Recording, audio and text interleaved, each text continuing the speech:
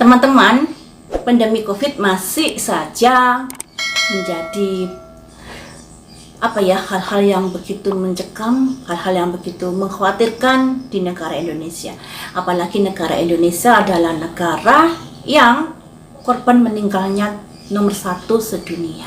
Jadi kita harus mewaspadai akan hal itu. Kemudian saya juga sering melihat atau membaca komentar-komentar di media sosial tentang vaksin, di mana vaksin ini ada pro dan kontra. Di sini saya tidak berpihak kepada pro atau kepada yang kontra, tapi di sini saya akan melihat melalui kartu tarot saya, apakah dengan vaksin itu merugikan atau menguntungkan buat kalian. Mari kita baca, semoga bisa membantu kalian untuk berpikir tentang vaksin ya. Saya ambil 3 kartu, apakah vaksin itu membantu atau merugikan. Ada simbol nasib, ada simbol wanita, ada simbol pemulihan. Jadi bisa dikatakan yang namanya nasib itu ada nasib kematian juga, ada nasib sakit dan lain sebagainya. Apa yang terjadi dalam hidup kita ada hubungannya dengan karma, nasib ya. Jadi di sini ada simbol nasib. Selain nasib, maksudnya nasib ini ada yang bisa diusahakan dan ada yang bisa harus terjadi. Kalau kita berpikir tentang nasib, alangkah baiknya kita berpikir tentang nasib yang bisa dirubah. Dengan begitu kita ada usaha gigi untuk memperbaiki kehidupan kita menjadi lebih baik lagi. Di sini ada simbol wanita.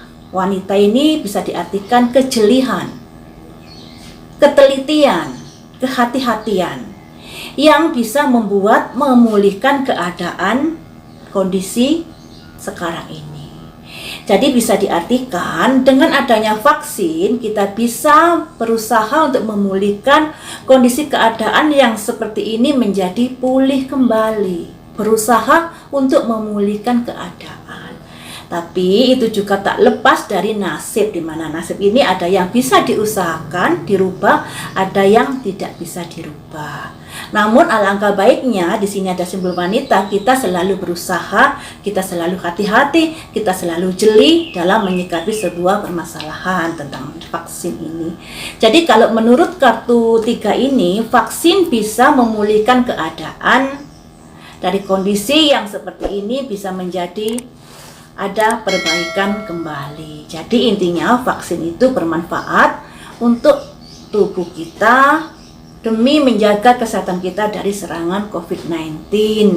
Ini artinya 3 ini. Kemudian akan saya lihat secara detail lagi bagaimanakah penjelasannya yang lebih detail ya. Satu ini. Ada simbol fight, keyakinan. Kemudian ada simbol expansion, perpindahan. Kemudian ada simbol discovery, penemuan. Kartu yang keempat ada simbol kreasi, usaha, daya cipta. Kemudian ini ada simbol rejection, penolakan. Jadi seperti ini ya guys. Sebenarnya vaksin ini bisa dikatakan bagus untuk tubuh kita. Tapi penemuan ini juga ada yang penolakan. Ada fight. Fight ini simbol keyakinan. Kemudian ada expansion, perpindahan. Jadi yang namanya virus ini bisa berpindah dari satu orang ke orang lain. Makanya kita harus menjaga protokol kesehatan, pakai masker dan lain sebagainya dan jaga jarak. Tapi protokol kesehatan ini ada sebagian masyarakat yang bandel, yang sulit mau mengikuti protokol kesehatan. Di sini pertimbangan PPKM itu karena mudahnya virus berpindah satu ke satu orang. Penularannya sangat cepat, apalagi virus Delta. Untuk menanggulangi hal ini, penyebaran virus, ada semacam penemuan, discovery. Saya nggak mengada-ngada kartunya loh ya. Ini simbol discovery, penemuan. Ini juga simbol expansion, perpindahan ya. Kemudian di sini atas jeripaya usaha seseorang, penemuan ini bisa dikatakan merupakan usaha dari seseorang untuk keselamatan umat manusia dari serangan COVID-19. Dimana kita juga tahu COVID-19 ini sudah memakan korban yang berjuta-juta orang di seluruh dunia. Walaupun begitu, penemuan ini juga menghadapi rejection, penolakan dari sebagian orang. Bisa diartikan, kita juga tahu setelah orang divaksin terus ada yang meninggal. Kita nggak bisa menutup mata akan hal itu. Namun guys, manfaat vaksin ini dibanding yang korban setelah divaksin meninggal, dengan manfaat yang kita dapat, bisa dikatakan perbandingannya sangat kecil yang meninggal karena vaksin dibanding yang semakin pulih kondisinya, semakin bisa mempertahankan dari COVID dibanding yang meninggal ini. Makanya sebelum kita vaksin kan sudah dikasih selebaran, ada penyakit apa, ada penyakit sesak atau enggak, ada HIV apa enggak, diabetes apa enggak. Itu merupakan kehati-hatian dari pihak medis. Makanya di sini masyarakat juga harus bisa memahami, orang yang bisa divaksin itu orang yang sehat, ya.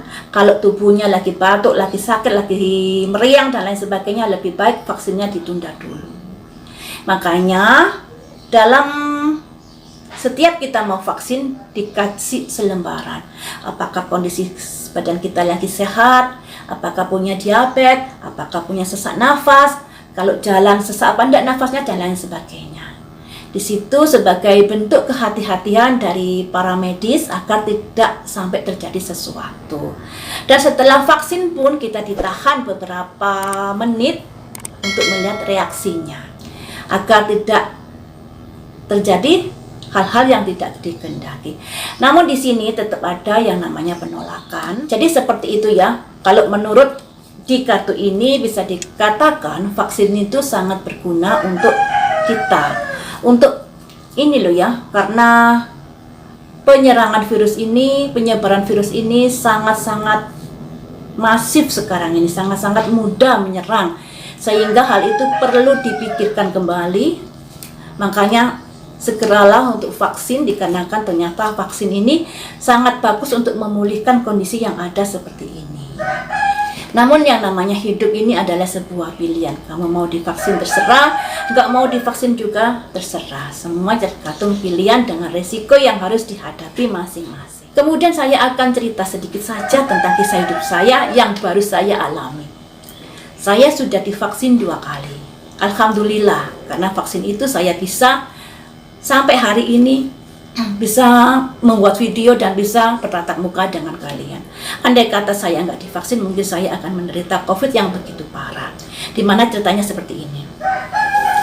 Beberapa minggu yang lalu, saudara suami saya 3 orang yang meninggal keluarga. Dimana keluarga suami saya ini ponakannya kan seorang dokter gigi, kerja di rumah sakit, kemudian terpapar COVID-19. Yang pertama kali yang meninggal adalah mertuanya, kemudian suaminya, kemudian adik iparnya. Rumahnya ini masih satu kabupaten dengan saya, tapi beda kecamatan, dan saya tidak ada kontak langsung dengan beliau. Setelah hari itu, setelah beberapa minggu, anak saya yang sudah menikah cerita, "Mama, kakak ipar saya kena COVID."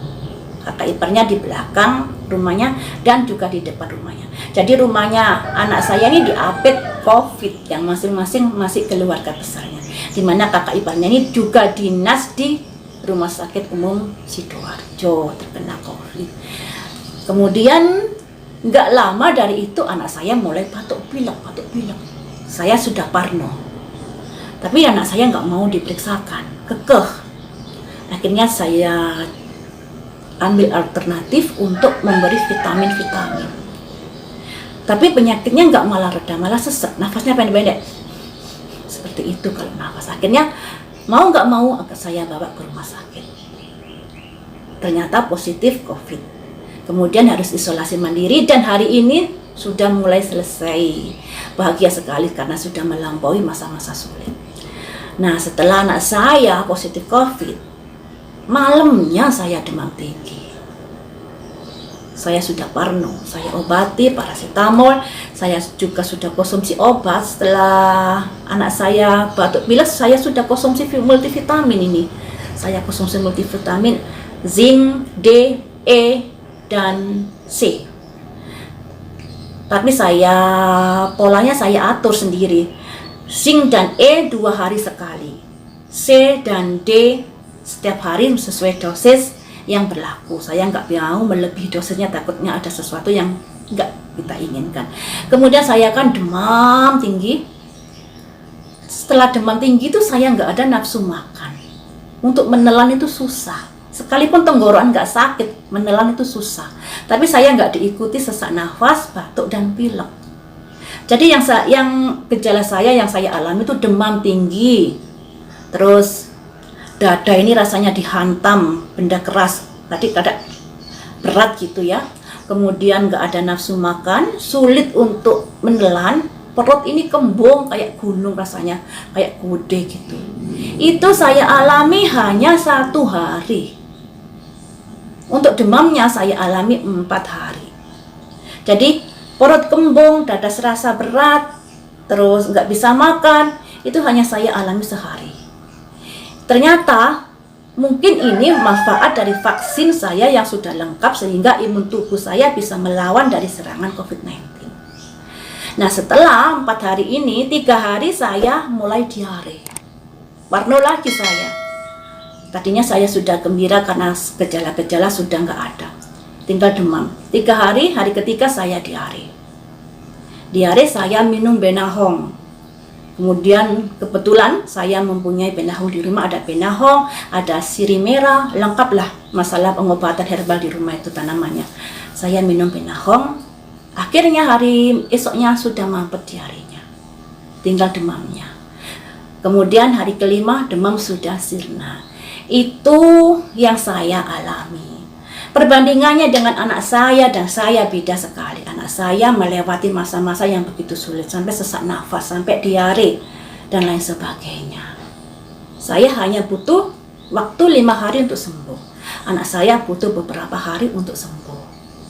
Itu dampaknya tubuh yang sudah divaksin dan tubuh yang belum divaksin. Anak saya belum divaksin karena sibuk kerja. Jadi vaksinnya ditunda-tunda melulu, pada akhirnya kena. Ini untuk pembelajaran buat kita.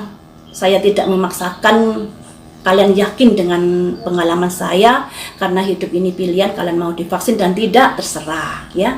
Semuanya itu adalah jalan hidup pilihan kalian masing-masing, tentunya yang mempunyai risiko yang harus dihadapi oleh kalian sendiri.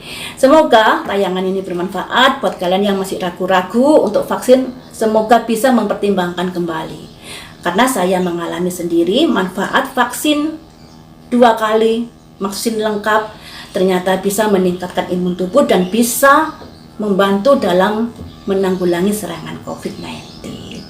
Baiklah teman-teman, sampai di sini dulu. Semoga bermanfaat. Lain waktu kita sambung lagi dengan prediksi berita viral yang lainnya.